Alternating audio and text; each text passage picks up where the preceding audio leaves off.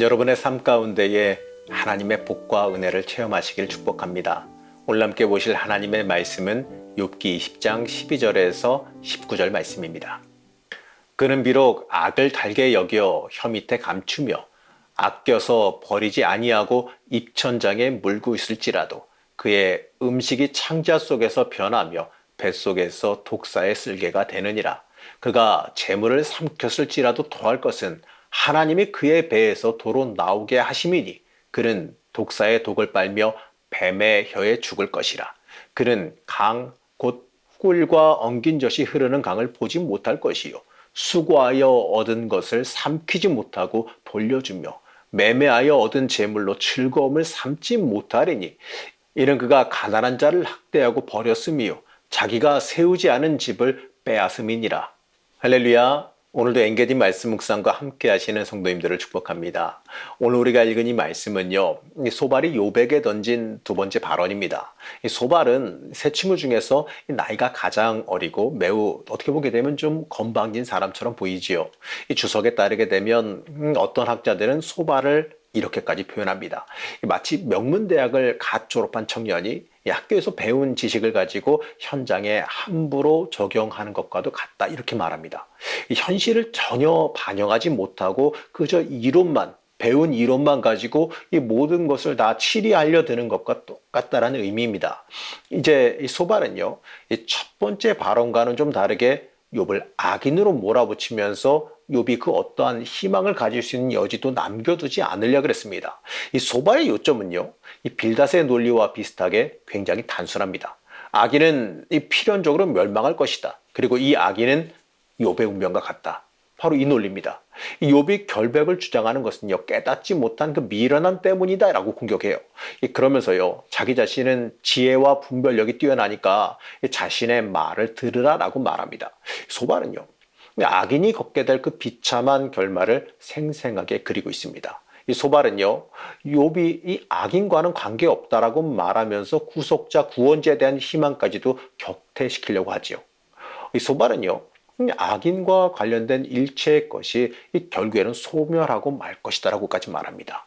소발은요, 이어서 악인의 승전가는 잠시 잠깐뿐이고 그와 관련된 모든 기억이 꿈같이 잊혀져서 흔적도 찾을 수가 없게 될 거다라고 말합니다. 자, 그러면서 과거의 경험과 지혜를 돌아볼 때에 악인은 필경 사라지고 흩어지고 마침내 이 기억에서까지 잊혀질 수밖에 없다라고 확신했어요. 거기다가 악인의 자녀들은 반드시 가난해져서 부궐할 수밖에 없고 부당하게 착취당한 재물은 가난한 사람들에게 보상할 수밖에 없다라고 말했습니다. 소발은요, 특이하게도 이 악인의 패망의 그 이미지로요, 음식과 재산, 유산, 돈, 이런 것들을 가져다 쓰지요. 이 소발은요, 인생을 하나의 식욕으로 본다면 악인은 욕심이 사나워서 무엇이든지 꿀꺽꿀꺽 잘 삼키지만 열심히 먹어대지만 그 결과는 어떻게 되느냐?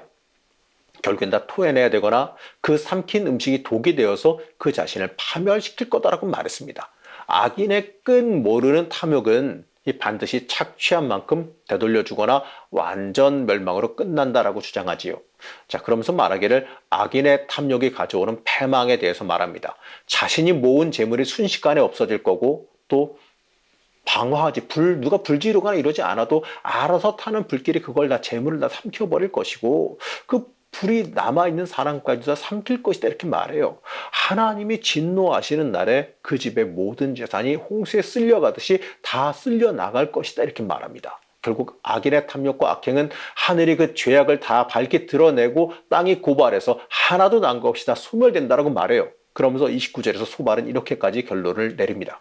이것이 악한 사람이 하나님께 받을 몫이며 하나님이 그의 것으로 정해주신 유산이 될 것이다. 이 끝없는 탐심으로 일그러진 악인이 받게 될 몫은 그 유산은 철저하게 소멸될 것이다라고 주장하고 있습니다. 또한 소발은요, 욥을 가난한 이웃에게도 악행을 범하는 아주 못된 사람으로 단정하고 있어요.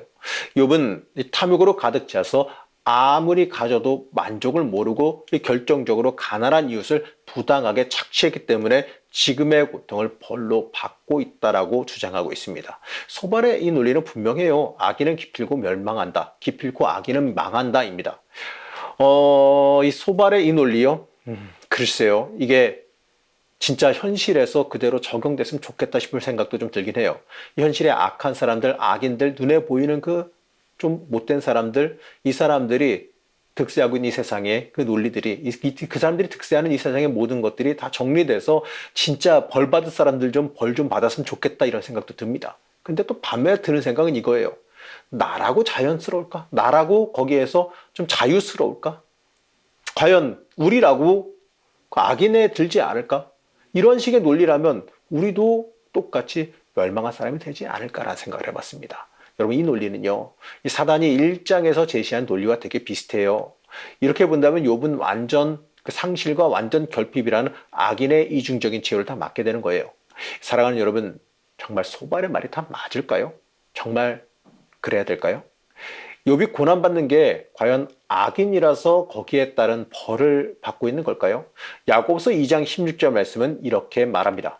여러분 가운데서 누가 그들에게 말하기를 평안히 가서 몸을 따뜻하게 하고 배부르게 먹으십시오 하면서 말만 하고 몸에 필요한 것들을 주지 않는다고 하면 무슨 소용이 있겠습니까?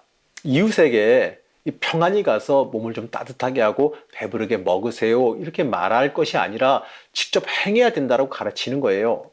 그러니까 이 친구들은요, 말로 욥을 불편하게 만들고 벌거숭이가 되어서 벌벌 떨게 만들고 허기진 상태로 만들어 버리고 말았다라는 거죠. 전혀 그의 상태와 어려움 돌아보지 않았다라는 거예요.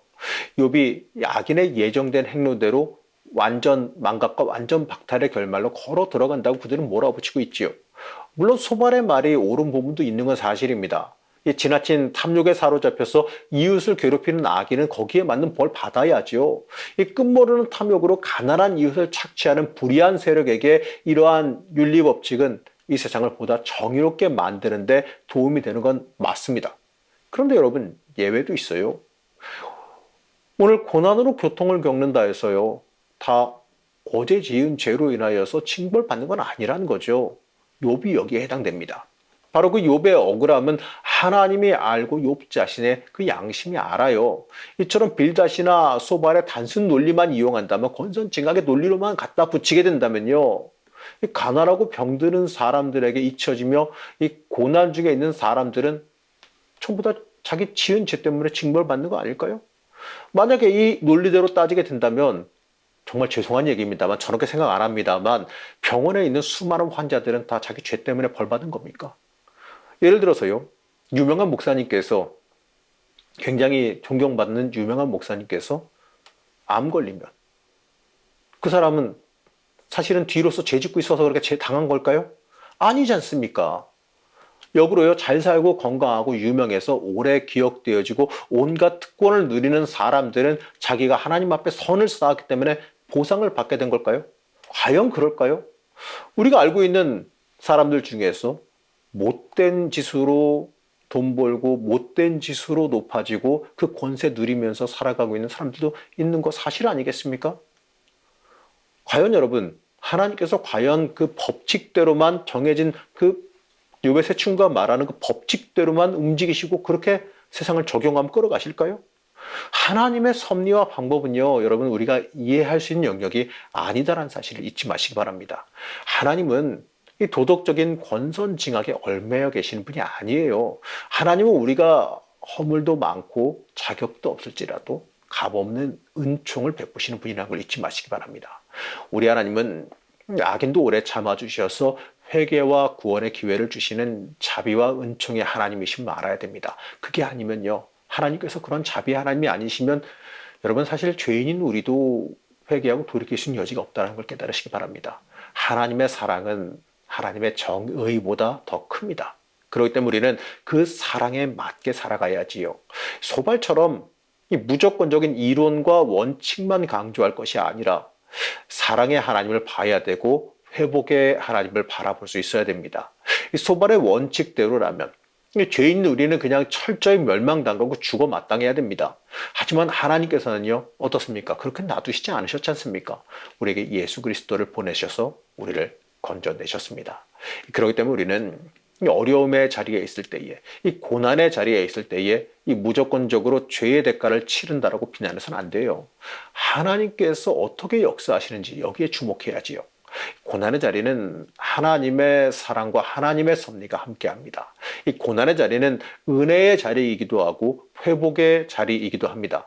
이 소발과 같은 이 모습은요, 그 이론으로만 옳은 바리새인과 서기관과 같아요. 옳은 말을 한다고 하지만 사실은 고난당하는 사람들의 소망을 끊어버리는 악인의 모습에 불과한 겁니다. 이들에게서는요, 영혼을 사랑하고 섬기는 모습이 전혀 보이지가 않지요. 하나님은 사랑의 하나님이시고 은혜의 하나님이십니다. 사랑하는 성도 여러분, 우리는 고난을 만났을 때 물론 아프고 힘들지만 그 자리를 통해서 역사하시며 우리에게 기회를 주시는 하나님의 은혜를 잊지 말아야 됩니다. 고난의 자리를 귀하게 여기시고 그 자리를 통해서 하나님께서 주시려는 그 은혜를 깊게 체험하시기를 바랍니다. 여러분, 오늘 하루 살아가시면서 하나님의 은혜, 그 은혜를 우리도 끝까지 붙잡고 살아가시길 바랍니다. 그 은혜, 하나님의 은혜를 끝까지 붙잡고 살아가시는 그 역사가 있기를 그냥 간절히 축복합니다. 우리를 언제나 붙잡고 계신 하나님, 우리는 하나님의 섭리를 다 이해하지 못합니다. 하지만 우리를 사랑하신다는 것, 우리의 영혼을 불쌍히 여겨주셔서 건져주시길 원하신다는 그 사실은 믿습니다. 우리가 마주하는 이 고난의 자리가 패망의 자리가 아니라 회복의 자리, 더 성장해서 하나님의 은혜를 직접 체험하는 자리가 된다는 것을 고백합니다. 하나님, 우리를 불쌍히 여겨주셔서 아픔과 어려움에서 건져주시고 하나님께서 주시는 참된 소망을 붙잡고 이 땅을 살아갈 수 있게 허락하여 주시옵소서. 우리가 살아가는 오늘 하루가 그 희망과 소망의 하루가 되기를 원하오며 거룩하고 존귀하신 예수님의 이름으로 간절히 기도드렸습니다. 아멘.